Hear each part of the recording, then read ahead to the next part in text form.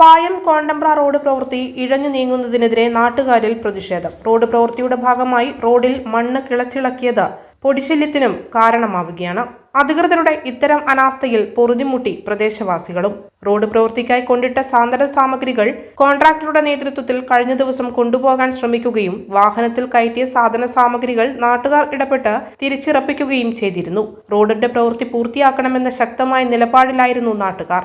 48 ലക്ഷത്തോളം രൂപ മുടക്കിയാണ് റോഡ് പ്രവൃത്തി നടത്തുന്നത്. 1 കിലോമീറ്റർ പോലും ഇല്ലാത്ത റോഡിന്റെ ടാറിംഗ് പ്രവൃത്തിയാണ് മെല്ലപ്പോക്കിലായതും. ഇതോടെ നാട്ടുകാർക്ക് ദുരിതം ഇരട്ടിയായി. പഴയ റോഡ് കിളച്ച് മെറ്റലുകൾ നിരത്തിയെങ്കിലും ടാറിംഗ് നടത്തിയിട്ടില്ല.